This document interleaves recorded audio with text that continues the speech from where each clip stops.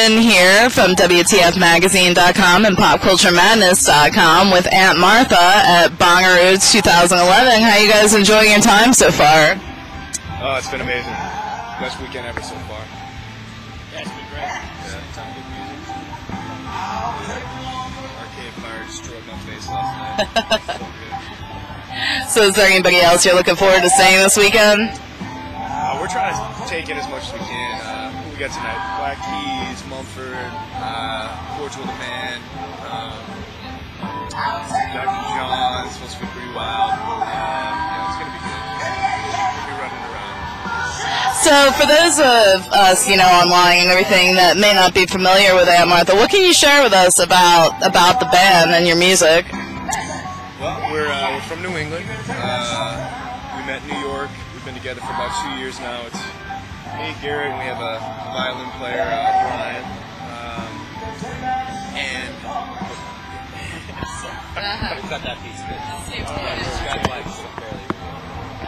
Sorry. From the top? Alright.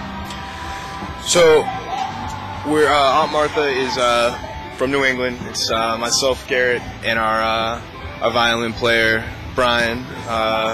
We've been together for about 2 years now, and it's, we play, what would you call it, Garrett? Would you call it folk rock music? Folk rock and roll. Yeah, it's folk rock and roll. We get we get a good amount of like Mumford comparisons, and sometimes we get Fleet Foxes. It's in that same vein, like Roots. Yeah, and we're excited to be at Bonnaroo. Really excited. Yeah. So you think that style of music is kind of up on the rise now? Like you think we're seeing a resurgence of rock music again? It seems like, at least at Bonnaroo, it seems like that kind of music's very well represented. You have plenty of acoustic guitars and guys with beards. I had a pretty good beard going before Bonnaroo, but it's too hot. It's too hot for beards. You got one going. A beard. Yeah. I've seen a couple in full-on suits, too. Yeah. Garrett's got the shorts going today. This is the first. That's a homemade job right there. So I like to look at music as a universal language that everyone can speak and understand, and then we all take different messages away from it. Is there anything that you hope that your music speaks to listeners? I feel like, one of the great things about music is you kind of take what you want from it, regardless of what you write a song about.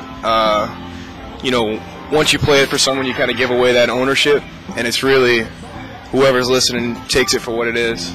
So I think when we play, there's no particular message we're trying to get across, but the fact that people can maybe relate to a song or, take it personally in their own way, I think that's what we're trying to go for.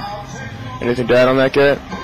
Okay. I mean, I've heard it's the greatest gift that an artist can get when a fan comes back to them and says that the music's affected them in some way or helped them through a difficult time. Have you had any fan experiences like that so far? Yeah, that's the best. I mean, this is, you have your good days and your bad days playing music, being in a band, and we've had plenty of good days and plenty of bad days, but when someone comes up and says, this or that about, a song that you wrote, it makes it worth it, definitely. Absolutely. So how does negative criticism affect you? Hopefully it makes us better. It stings, but yeah, the idea is you don't take it too personally, just, let it push you to the next level kind of thing. Okay? Yeah. So what kind of plans do you have for after Bonnaroo? What kind of touring do you have planned? We are going to tour the rest of June. We're going to be heading through the Midwest and then back to the Northeast. And then we are going to take a couple months off because it's been a long road down here. Been touring like crazy this year. So we're going to take like a month and kind of like work on some new songs, spend a couple of days away from each other. We've been in the van, very close quarters for the past few months. So is that one of the hardest parts about being on the road? yeah, I mean we're friends. We get along. We're friends, right? Yeah. But it's tough. I mean, you do spend every second together for months at a time. But we're pretty good about respecting each other's alone time, personal space. Yeah. But it'll be nice for sure.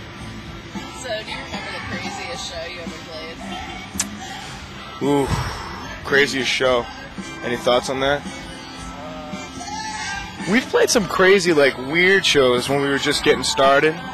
That ended up being a lot of fun. But we've played, like, a bunch of basements that turned into kind of crazy nights. Yeah, our last show in New York was really good, too. That was really good, just energy. You know, there's kind of like the crazy, there's crazy good and then crazy weird. Yeah. And we've had them both, you know? Yeah. So, what's the craziest thing that you've seen here at Bonnaroo so far? I gotta say, I want to say Jim James and his footwear choice last night. He was wearing these amazing white, like, fluffy boots. But the My Morning Jacket set was absolutely incredible. Yeah, that. I also saw a naked guy. So that's right up there. My Morning Jacket and a naked guy. Craziest part of Bonnaroo. So what is the best way for fans to keep up to date with you? I'm sure you're pretty active on the social media thing. Yeah, we have a website, which is auntmarthaband.com. But I'd say the best way to interact with us is Facebook. We do plenty of Facebook, and we try to be interactive, and we try our best to be funny. Sometimes we're not, but But Facebook, track us down would be the best way. Yeah. Awesome. Yeah. Thank you all so much for taking the time out to speak with us. I appreciate it. Thank you so much for having us. Any comments you'd like to share with the online audience? Come to Bonnaroo if you ever get the chance. This is a blast. And yeah, thank you guys for having us.